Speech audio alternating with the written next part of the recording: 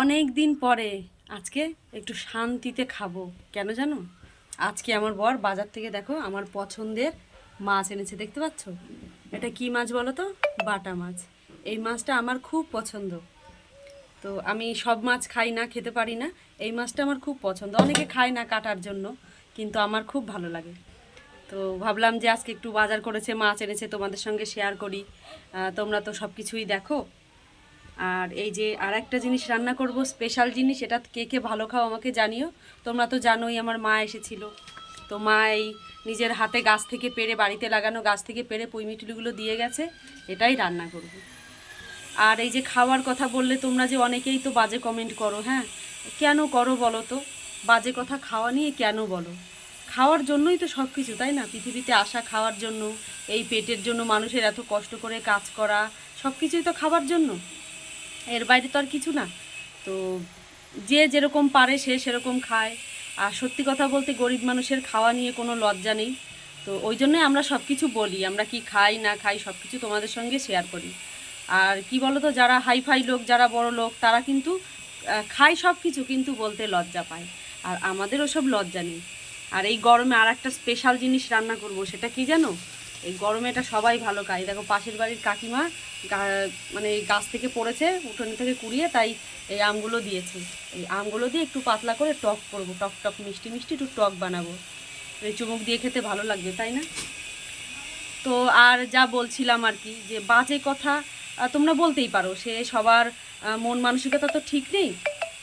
সবাই তো ভালো কথা বলেও না, বলো? কিন্তু খাবার জিনিস তো একটা লক্ষ্মী জিনিস, তাই না? বলো, খাবার জন্য মানুষের এত কিছু কষ্ট করা, পৃথিবীতে আসা, সব কিছু তো খাবার জন্য। তা খাবার নিয়ে কেউ বাজে কথা বলো না। আমাকে বলছো বলো, আর সবাইকে বলছো বলো, কিন্তু খাবার নিয়ে কেউ বাজে কথা বলো না। আর এই যে বলো না যে আদিক্ষেতা, আদিক্ষেতা গরিব মানুষের আবার আদিক্ষেতা কিসের গো? হ্যাঁ, গরিব মানুষের আদিক্ষেতা কিসের? আদিক্ষেতা তো গরিব মানুষ করে না। যদি আদিক্ষেতাই হতো তাহলে কি তোমাদের বলতাম, বলো? তোমাদেরকে বলতাম যে দেখো দেখো, আজকে আমার বর এই 4 পিস বাটা মাছ এনেছে, এই বাটা মাছটা একটু গরম গরম পাতলা ঝোল দিয়ে ভাত খেতে খুব ভালো লাগবে রান্না করে, তাই না?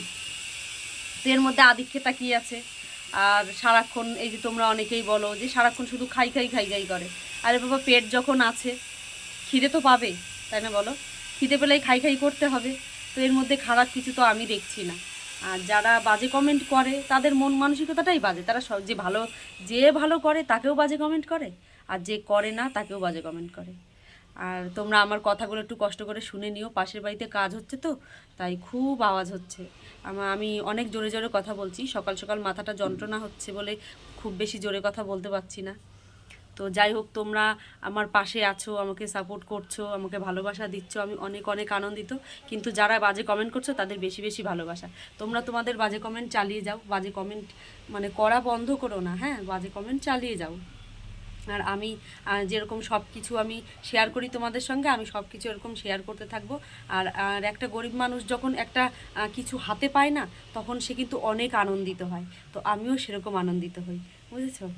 আর আর একটা কথা, সেটা হচ্ছে তোমরা যেরকমভাবে আমাকে সাপোর্ট করছো সেরকম সাপোর্ট করে যেও। তোমাদের অনেক অনেক ধন্যবাদ। তোমাদের আশীর্বাদেই আমি এতদূর পৌঁছতে পেরেছি। তোমাদের আশীর্বাদ ভরসা এইসব ছাড়া কিচ্ছু হতো না। তো যাই হোক, আর বেশি কথা বাড়াবো না, রান্না করতে হবে, তাই না বলো? অনেক বেলা হয়ে গেছে। আর তোমাদের বাড়িতে কি কি রান্না হলো তোমরা কিন্তু জানিও। আর আমি এই বাটা মাছ দিয়ে আজকে রান্না করব, একটু পাতলা ঝোল করব।